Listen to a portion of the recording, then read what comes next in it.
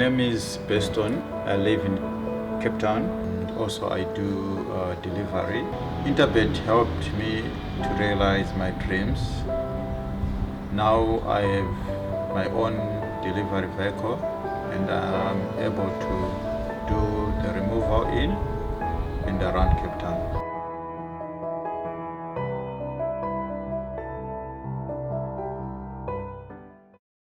Race 2 on the card. It's a maiden juvenile plate for fillies, and this race is set to be run over the 1100 meter trip, and it's due to go off at 13:15, so that's 1:15.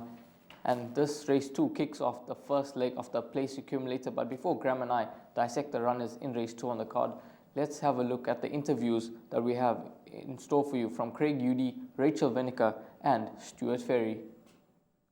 Spring Fever was a little bit disappointing in the last 2 runs since she ran a nice race running on first time out, but we think the distance will suit her better, and I think she'll go even further. Yes, GTV also in the juveniles. It's her first run. She is a nice sort, but I think she'll be needing the experience. We're hoping for a good run. Scenic view, and not a big filly, but a lovely action, and I think she'll definitely improve it over a little bit further. Very, very happy with her. Miela's run was very good. Very, very happy with her first run, and she's improved from there. So she's a big runner in the race. Yeah, she's shown good work at home, and she was meant to run last week. This little week has actually helped. We've had another gallop in, so. Yeah, she's a nice fish. She's not too green. She's a definite quartet horse. Yes, Begonia was a bit disappointing last time. She showed a lot of pace first time out, which we didn't really expect. So hopefully she'll show the same sort of pace, but I also think that she might just want a little bit further.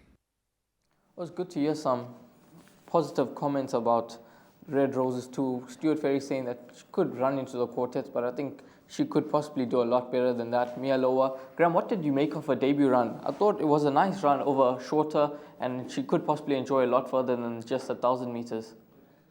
Mia Loa is certainly bred to appreciate a little bit more ground. Her debut was promising. I made the comment last week that the extra 100 meters is certainly going to be in her favor. Unlike the first race, from a bipod perspective, you don't have the luxury of watching the betting or see them going to the start. You do have that luxury as far as the place accumulator is concerned. But this is a smaller field. I'm expecting improvement from Mia Loa. And although Stuart Ferry was a little cautious with his comments, there was money for Red Roses too last time. She's out of a 5-time winner by Captain of All. When Dennis Dreyer steps out his 2-year-olds, you've got to take note. From a bipod perspective, I'd be happy with number 6, Mia Loa. Plenty of scope for improvement and positive comments coming through from the stable.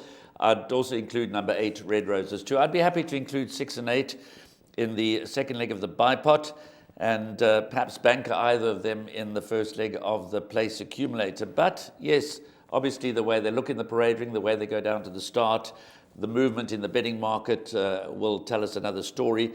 Before I get your comments and you wrap the race, again, let's just talk about some of the pedigrees. Number 2, Little Miss KJ, the Dam won 5 races. GTV is an interesting runner, Rachel Venniker's mount, by twice over, which suggests it'll need a bit further. But the Dam ran second in the Grade 1 Alan Robertson as a 2-year-old, so speed on the Dam side. Tabitha Cat has got a quick pedigree. We heard from Craig Udy regarding scenic view.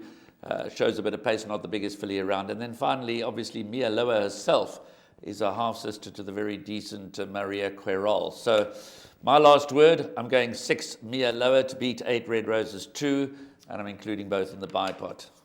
Yes, I think those do look to be the 2 horses that could fight out the finish in this lineup. I just want to throw one more horse in. That's probably the one, Spring Fever. Disappointing last run, but I think she's a lot better than that. She steps up over the 1100 meters. I think the extra 100 meters will suit her chances, and she's a horse at a decent price that I think you must throw into those trifectas and quartets. But from Graham and myself, it's probably between the 6 Mia Loa and the 8 Red Roses 2 in the first leg of the place accumulator.